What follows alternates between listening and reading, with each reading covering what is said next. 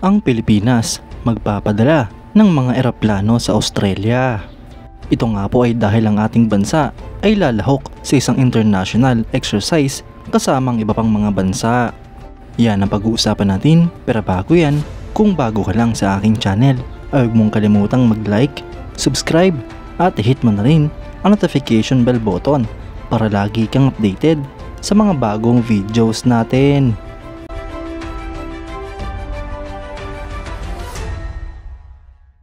Ang Philippine Air Force ay kinumpirma na sila ay magpapadala ng 4 hanggang 6 na eroplano sa Australia bilang parte ng contingent ng Exercise Pitch Black 2024 sa Northern Territories. Bagamat hindi pa nga po kumpirmado kung ano-anong mga eroplano ang ipapadala ng ating bansa, ay matunog na nga po ang pangalan ng C-130, C-295M at FA-50PH. Ang mga support aircraft nga po ng mga C-130 at C-295M ay posibleng magdala ng mga ground crew, support equipment at spare parts para sa fighter aircraft ng ating bansa. Malaki nga po ang posibilidad mga idol na mga FA-50PH ang ipadala ng Pilipinas na lalahok sa isang international exercise na ito. Dito nga po ay makakasama ng Pilipinas ang iba pang mga bansa sa kauna-unahang pagkakataon. Ang pinakabagong transport aircraft ng Pilipinas ay ang Airbus C-295.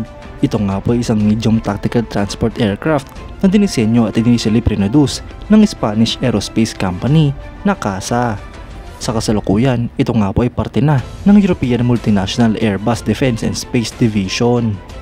Ang pagbuo nga po sa C-295 ay nagsimula noong 1990s bilang derivative ng successful na CASA CN-235 transport aircraft. Noong November 28, 1997, ang prototype ng C-295 ay nag-perform ng kanyang maiden flight at kalaunan ay nag-produce na nga po ng mga ganitong klaseng eroplano para sa mga customers. Noong April 1999, ang Spanish Air Force ay naging kauna-unahang customer ng eroplanong ito kung saan umorder sila ng 9 na units ng mga military configured C-295. Matapos nga po ang 2 taon, ang mga eroplanong ito ay dineclare na operational na sa serbisyo ng Spanish Air Force. Kalaunan ay nadagdagan pa nga po ang mga units na binili ng kanilang bansa. Ang eroplanong ito mga idol ay na-introduce noong 2001 at produce nga po ito simula 1997 hanggang sa kasalukuyan. Meron na nga pong mahigit sa 200 units ang mga nagawang ganito. Sa kasalukuyan, ang mga operators nito ay ang Algeria, Angola, Bangladesh, Brazil, Brunei, Burkina Faso, Canada, Chile, Colombia, Czech Republic, Ecuador, Egypt, Equatorial Guinea, Finland, Ghana, India, Indonesia, Ireland, Ivory Coast, Jordan, Kazakhstan, Mali, Mexico, Oman, Pilipinas, Poland, Portugal, Saudi Arabia, Senegal, Serbia, Spain, Thailand, United Arab Emirates, United States, Uzbekistan at Vietnam. Ang C-295 ay pinapalipad ng 2 crew. May capacity nga po ito para sa 73 troops. May maximum payload na 7,500 kg kapag normal load, habang 9,250 kg naman kapag overload. Ito nga po ay may habang 24.46 meters, wingspan na 25.81 meters at height na 8.66 meters. Ang wing area naman nga po nito ay 59 square meter. Ito naman ay may maximum takeoff weight na 21,000 kg, maximum landing weight na 20,700 kg at maximum zero fuel weight na 18,500 kg.